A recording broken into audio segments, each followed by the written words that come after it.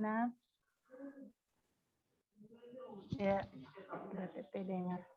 Oke, baik, kita lanjut. Ya, Bapak Ibu yang saya hormati, kita ke peserta yang ke-9. Ini ada Ibu Rizka Marselis Masapan, AMD Fisioterapi ya, bersama Bapak Ibu Mentor Siti Zainab Amdadi SKM. Baik, untuk memaksimalkan waktu yang ada, saya persilakan kepada Bapak Coach untuk memulai seminar aktualisasi pada hari ini. Kepada Bapak, dengan hormat saya persilakan. Baik, terima kasih. Assalamualaikum warahmatullahi wabarakatuh. Selamat siang, salam sehat untuk kita semua. Terima kasih kehadirannya Ibu Siti ya, atas pendampingannya pada pagi menjelang siang ini, siang ini ya. Nah, baik, kita akan ujian rancangan untuk Saudari Rizka, waktu kita 45 menit paling lama kita gunakan. Nanti tahap pertama, Rizka sebagai peserta presentasi dulu apa rencana kegiatannya. Saya berikan waktu 10 menit paling lama, sehingga gunakan waktu seefektif mungkin untuk presentasi ini. Kemudian setelah peserta presentasi, saya mohon tanggapan dari Ibu Siti Zainab nanti tentang rencana itu, logis enggak, layak tidak, betulkah permasalahan yang diangkat sesuai dengan kondisi lapangan. Nah, saya berikan waktu Ibu 5 menit untuk memberikan tanggapan, baru ke penguji. Dan terakhir nanti coach akan memberikan kesimpulan. Baik, untuk menyingkat waktu, silakan Rizka, Anda share screen untuk presentasi rancangan kegiatannya. Siap Pak, izin share screen.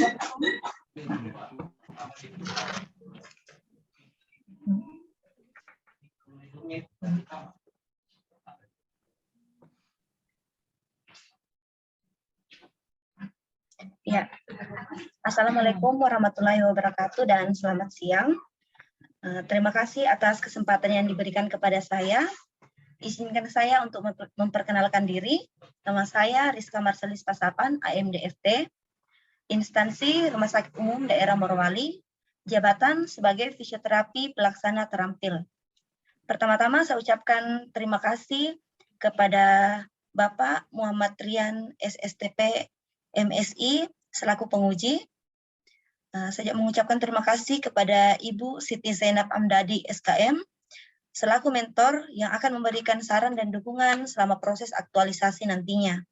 Saya juga mengucapkan terima kasih kepada Ibu Risna SE selaku host yang sudah memfasilitasi kita dalam pelaksanaan seminar rancangan ini.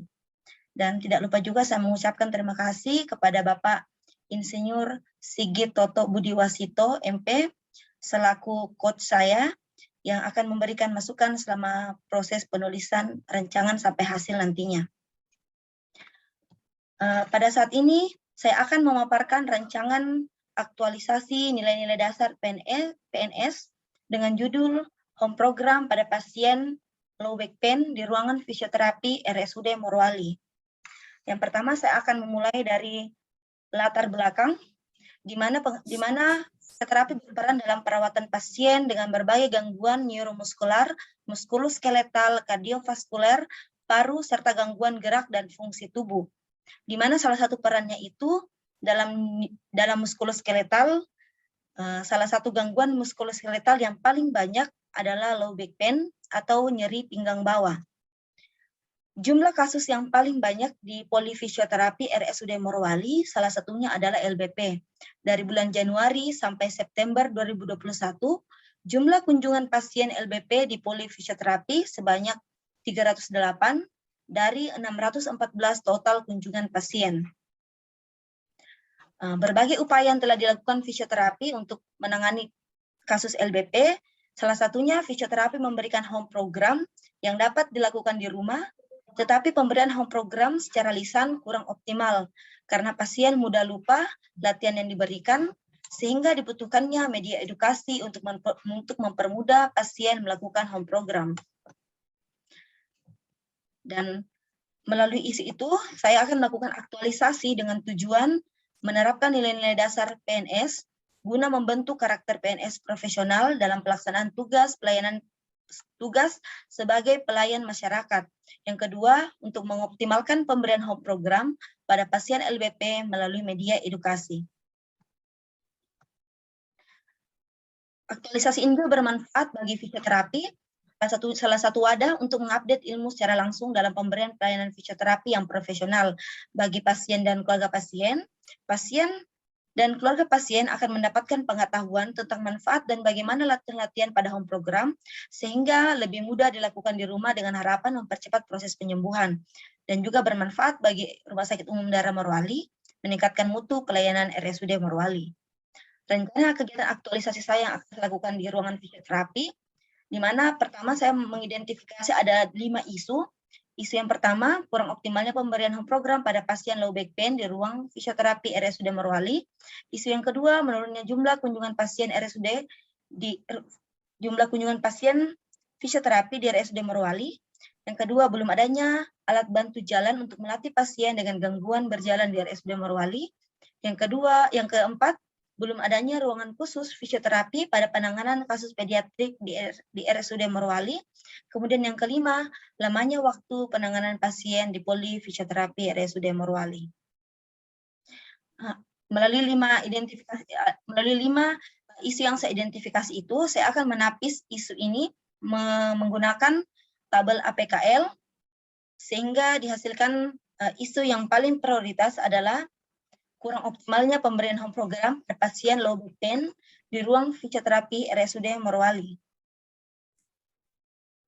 Keterkaitan isu dengan peran dan kedudukan PNS dalam NKRI, yaitu sebagai seorang fisioterapi di RSUD Morowali, fisioterapi berperan untuk memberi pelayanan publik yang bermutu dan responsif dalam bidang pelayanan fisioterapi dengan tetap mengedepankan pola koordinasi, konsultasi antar sesama fisioterapi dan pimpinan agar terbangun dinamik governance. Isu prioritas itu akan kita analisis penyebab isu utama, di mana ada 4 penyebabnya. Yang pertama, penyebab dari man-nya atau manusia, pasien dan keluarga kurang paham terhadap penjelasan fisioterapi. Penyebab material, tidak adanya media edukasi. Kemudian penyebab dari metode, yaitu kurang optimalnya edukasi secara lisan dan pasien mudah lupa latihan yang diajarkan saat sudah di rumah. Dan penyebab money atau uang, kurangnya biaya untuk pembuatan media edukasi. Sehingga melalui analisis penyebab isu utama ini kita dapatkan gagasan pemikiran isunya, yaitu mengoptimalkan pemberian home program melalui media edukasi. Rangkaian kegiatan aktualisasi. Kegiatan yang pertama, persiapan pelaksanaan edukasi, di mana tahapan kegiatan yang pertama, melapor dan meminta persetujuan pimpinan, yaitu direktur, dihasilkan output, mendapatkan saran, dukungan, dan persetujuan. Kemudian tahapan yang kedua, konsultasi kepada mentor, outputnya mendapatkan saran dan dukungan. Tahapan kegiatan yang ketiga, melapor kepada kepala ruangan, outputnya mendapat masukan, saran, dan dukungan. Kemudian tahapan yang keempat, mencari referensi pembuatan leaflet dan banner tentang manfaat dan langkah-langkah home program pada pasien LBP. Outputnya, adanya materi untuk pembuatan leaflet dan banner. Tahapan kegiatan yang kelima, koordinasi dengan teman sejawat mengenai materi leaflet dan banner. Outputnya mendapatkan saran dan masukan mengenai materi leaflet dan banner. Kemudian tahapan yang keenam, membuat banner dan leaflet. Outputnya adanya banner dan leaflet. Kita masuk pada kegiatan yang kedua, yaitu melakukan edukasi langsung dan membagikan leaflet. Tahapan kegiatan yang pertama yaitu persiapan alat dan bahan. Outputnya tersedianya alat dan bahan. Kemudian tahapan kegiatan yang kedua, melakukan edukasi langsung dan membagikan leaflet kepada pasien atau keluarga pasien. Outputnya terlaksananya kegiatan edukasi langsung dan adanya media edukasi bagi pasien dan keluarga pasien. Kemudian kita akan masuk pada tahap yang ketiga, pemasangan banner. Tahapan kegiatan yang pertama yaitu persiapan alat dan bahan. Outputnya tersedia alat dan bahan. Yang kedua, koordinasi kepada pihak terkait untuk meminta izin pemasangan banner. Outputnya izin diberikan oleh pihak humas. Kemudian tahapan yang ketiga, pemasangan dan penempatan banner di poli fisioterapi. Outputnya terpasangnya banner di poli fisioterapi. Kemudian kegiatan yang keempat, melakukan evaluasi dan monitoring. Tahapan kegiatan yang pertama yaitu melakukan pengukuran intensitas nyeri pasien sebelum melakukan edukasi menggunakan VAS atau Visual Analytic Scale. Outputnya adanya hasil VAS sebelum edukasi. Tahapan yang kedua, melakukan pengukuran intensitas nyeri pasien sesudah melakukan edukasi menggunakan FAST. Outputnya, adanya hasil FAST sesudah edukasi. Tahapan kegiatan yang ketiga, yaitu meminta pasien dan keluarga pasien mengirim video saat latihan di rumah. Outputnya, adanya video latihan home program pada pasien. Kemudian kita masuk pada tahapan yang keempat, mengevaluasi hasil latihan home program pasien pada kunjungan selanjutnya. Outputnya, adanya perbaikan latihan home program yang kurang tepat. Kemudian tahapan kegiatan yang kelima, membuat laporan hasil evaluasi terlaksananya home program. Outputnya, adanya laporan jumlah pasien yang menjalankan home program. Ini adalah jadwal tentatif aktualisasi saya, di mana pada minggu pertama saya akan melakukan persiapan pelaksanaan edukasi, kemudian melakukan edukasi langsung dan pembagian leaflet pada minggu kedua dan minggu ketiga, pemasangan banner di minggu yang kedua, dan yang pada minggu keempat saya akan melakukan evaluasi monitoring, akan saya lakukan dari minggu kedua sampai minggu keempat. Ya, sekian dan terima kasih.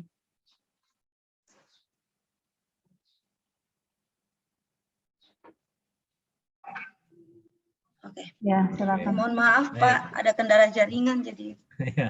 Nah, jadi sekarang sesinya pada tahapan yang ketiga, waktunya untuk saya serahkan kepada penguji dan mengajukan pertanyaan kepada Rizka. Kalau tadi mau saya serahkan ke penguji, Rizkanya nggak ada kan percuma ya.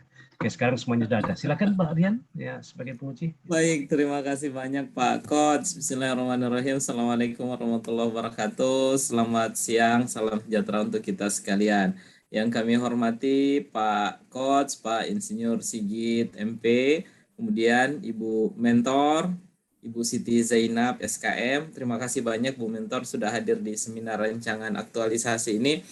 Dukungan mentor sangat kami butuhkan.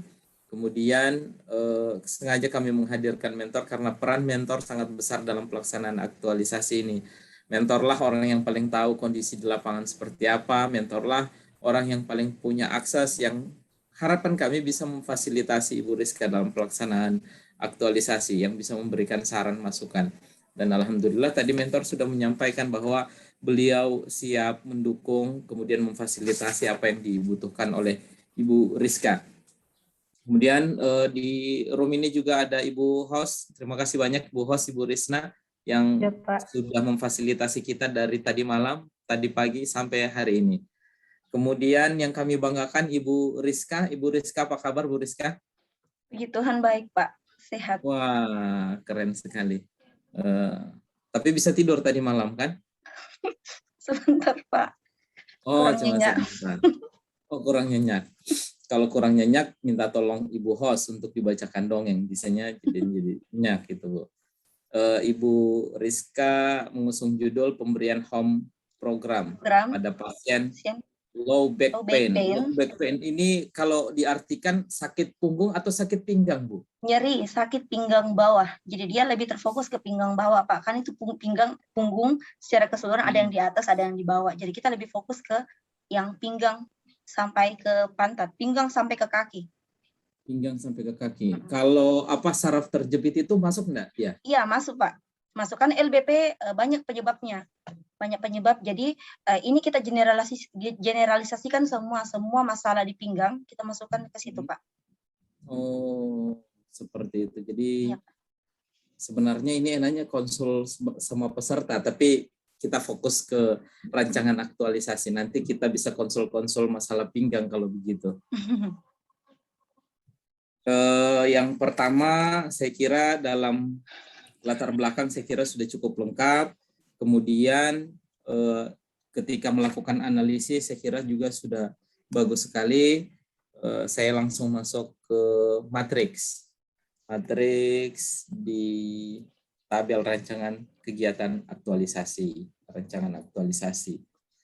Persiapan pelaksanaan edukasi, melapor, minta persetujuan pimpinan. Oh, jadi ke direktur dulu ya? Iya, ke direktur dulu. Konsul ke mentor, oke. Kemudian ke kepala ruangan, bagus sekali, sehingga semua orang tidak merasa dilewati. Kita punya direktur, kemudian bagian bawah lagi ada kepala ruangan. Itu bagus sekali, Bu.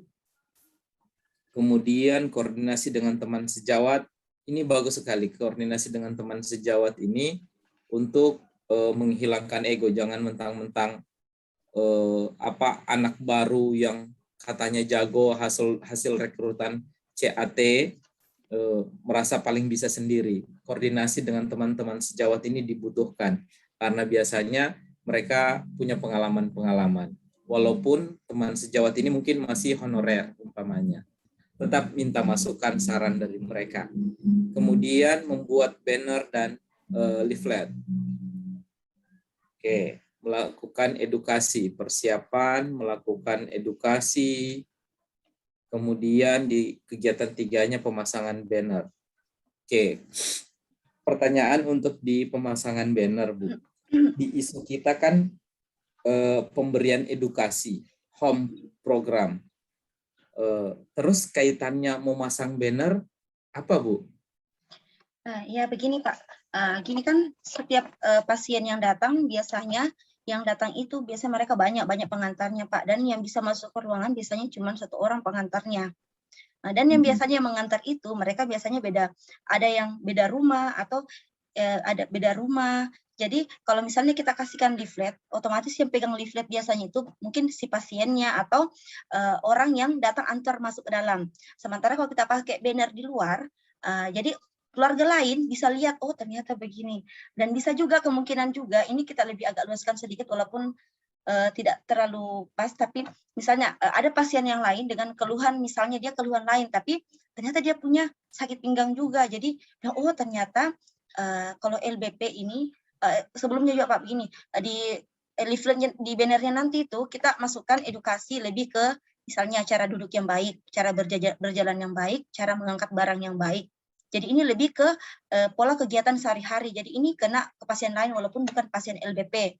Gitu Pak. Jadi keluarganya juga yang tidak sempat masuk ke dalam bisa lihat, oh ternyata begini latihan yang bisa dilakukan. Jadi kalau misalnya pasien ini tinggal pindah rumah lagi sama ke orang ini, atau misalnya karena kebanyakan ke pasien juga yang sudah tua Pak, lansia.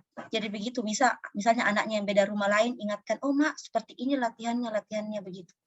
Kurang lebih seperti itu Pak. Jadi tujuannya ke sana ya. Saya awalnya ini kan kita mau selesaikan mengenai pemberian edukasi home program. Terus mau pasang banner di mana? Di puskesmas. Bukan di ruangan fisioterapi. Di ruang fisioterapi. Di ruang tunggu Pak. Mana? Tapi ternyata memang seperti itu. Oke, bagus sekali untuk strateginya. Berikut di kegiatan keempat. Kegiatan keempat melakukan evaluasi kalau tidak salah. Melakukan evaluasi. Menurut saya yang dievaluasi itu adalah edukasi home programnya. Nah, sekarang kenapa ada tahapan kegiatan melakukan pengukuran intensitas nyeri pasien sebelum ya orang yang datang ini, orang yang datang di di fisioterapi. Padahal yang kita mau ukur ini adalah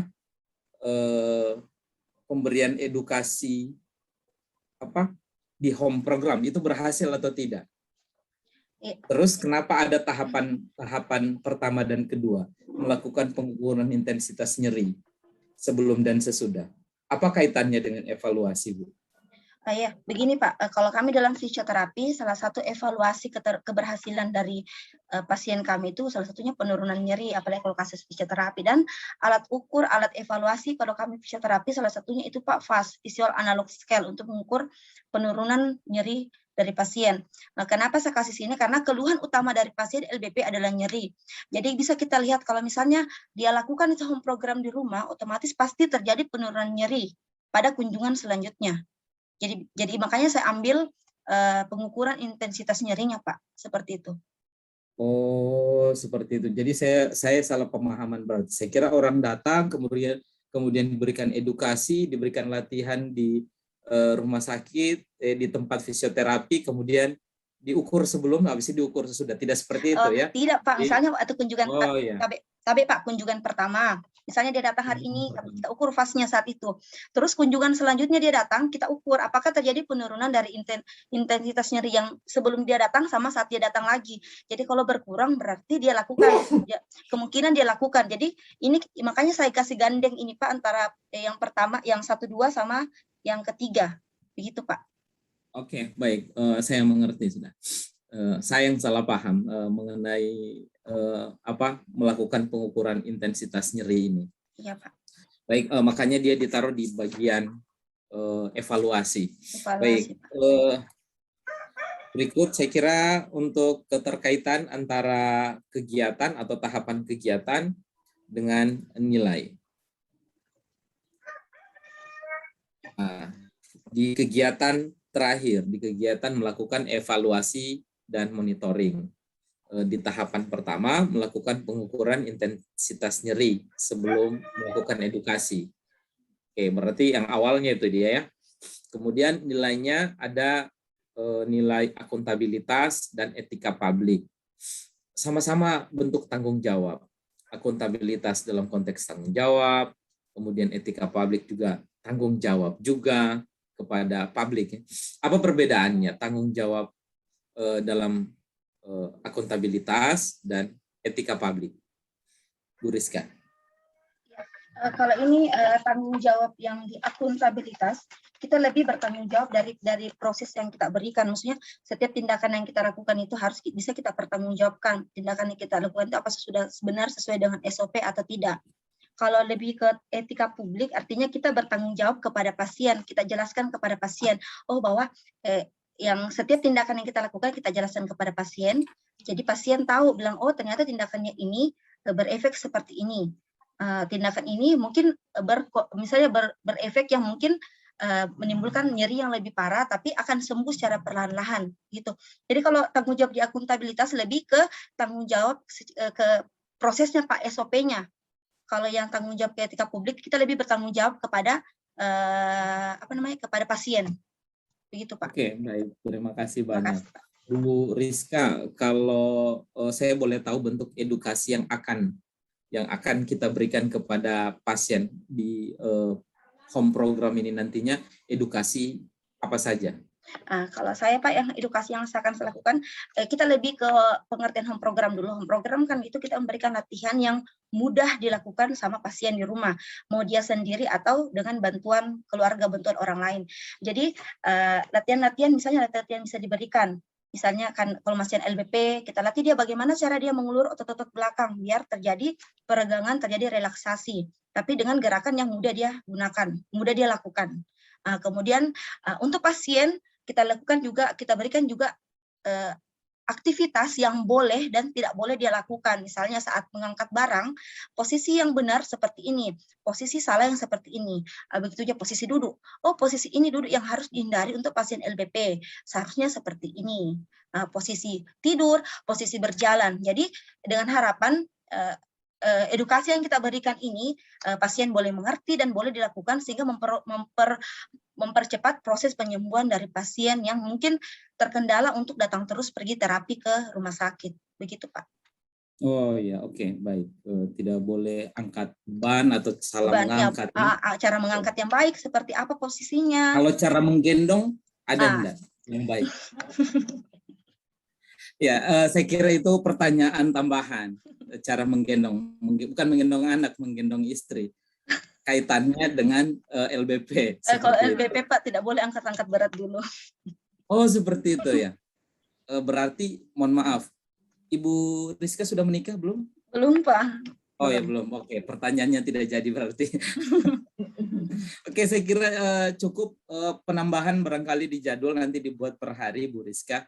Iya, Pak. Mohon bantuan Ibu Mentor untuk mengawal pelaksanaan aktualisasi ini bagus sekali mengenai pemberian edukasi, apalagi ini home program supaya teman-teman semoga pasien-pasien yang merasa nyeri pinggang ya, nyeri pinggang, lebih ke pinggang aja, nyeri pinggang ini bisa melakukan pengobatan secara mandiri di rumah. Nah, seperti itu. Ini keren sekali saya kira. Oke, saya kira cukup. Terima kasih banyak. Berikut kami kembalikan Terima kasih, ke Pak. Pak Coach. Baik, oke, terima kasih Mbak Rian, Mbak Gavin atas masukan-masukan. Terima kasih penjelasannya Rizka. Tapi saya ada sedikit setelah saya periksa tahapan kegiatanmu, kalau menurut saya kok ada yang harus dirubah, harus digeser. Pada kegiatan kedua. Kegiatan kedua itu kan melakukan edukasi. Nah, Ya, Pak. kegiatan keempat evaluasi. Nah, bagaimana kalau kegiatan 41 melakukan intensitas nyeri sebelum melakukan edukasi ya, bunyinya aja sebelum melakukan edukasi. Berarti kamu geser ke 41 itu kamu taruh di 22. Oh, Kan jadi bunyinya yang Pak, yang pengukuran itu, pengukuran intensitas nyeri sebelum melakukan edukasi. Ada tak? Oke. 41 melakukan evaluasi. Tahapan pertama, melakukan pengukuran intensitas nyeri sebelum pasien diedukasi. Padahal kegiatan kedua melakukan edukasi. Nah, berarti mestinya tempatnya di sini dong. Sebelum melakukan edukasi, digeser ke sini. Kegiatan yang sama, taruh di situ. Gimana? Masih suaramu. Pak, bisa diulang, Pak? Bisa diulang? Oh, kegiatan monitoring evaluasi, kegiatan pertama, kan melakukan pengukuran. Iya, Pak. Pengukuran intensitas nyeri menggunakan pas itu. Itu kamu geser ke kegiatan kedua, titik 2, tahapan kedua. Oh, tahapan kedua. Berarti yang kedua itu bergeser ke bawahnya, Pak? Kedua jadi ketiga. Jadi yang ketiga. Oke, Pak. Ya, gitu ya. Karena kan di situ bunyinya coba, bunyinya melakukan pengukuran intensitas sebelum melakukan edukasi. Oh iya, Nah, Pak. iya toh? Kan Iya. pas di situ. Berarti Iya, pada saat kegiatan kedua melakukan edukasi, kamu awali dengan mengukur intensitas nyerinya itu. Terus di kegiatan kedua juga dievaluasi ada kamu memonitor, melakukan mengirimkan video. Nah, terus penugasannya kapan? Belum ada. Jadi kegiatan kedua juga setelah kamu edukasi langsung ke pasien, kemudian kegiatan yang tahapan kegiatan keempat adalah menugaskan keluarga pasien untuk membuat video apa yang dilakukan LBP-nya di rumah itu tadi. Oke, Pak. Nah, ditambahkan itu ya. Oke, Pak. Jadi 41 pindah menjadi 22, kemudian di kegiatan kedua tambahkan satu tahapan kegiatan menugaskan untuk membuat video. Ya, karena belum ada tugasnya loh, saya lihat. Kok tahu-tahu kamu evaluasi videonya. Ya. Oke, itu ya tambahnya bagus. Yang lain saya rasa ikuti nanti untuk kegiatannya, jadwal kegiatannya buat per hari. Oke, terima kasih Bu Siti. Mohon pendampingannya nanti sama pelaksanaan sehingga di ujian akhirnya lengkapi supaya menjadi lebih bagus lagi nanti laporannya. Baik, cukup sekian untuk sesinya Rizka. Saya kembalikan kepada Ibu Risma. Assalamualaikum. Terima kasih banyak, Pak. Waalaikumsalam warahmatullahi wabarakatuh. Terima kasih Pak Coach. Buat Bapak penguji, terima kasih Bapak sudah memberikan masukan dan saran terhadap Ibu Rizka. Insya Allah Bapak Ibu Rizka bisa menyelesaikan kegiatannya selama habituasi di rumah sakit. Kepada Ibu Mentor, Ibu Siti, terima kasih Ibu sudah bersedia hadir, sudah memberikan dukungan dan penguatan terhadap Ibu Rizka. Ya, Bu Rizka, sukses selalu. Sekian untuk peserta yang ke-9. Assalamualaikum warahmatullahi wabarakatuh. Terima kasih, Ibu. Terima kasih. Ya, sama-sama. Silakan live, Bu Rizka, recordingnya boleh di stop.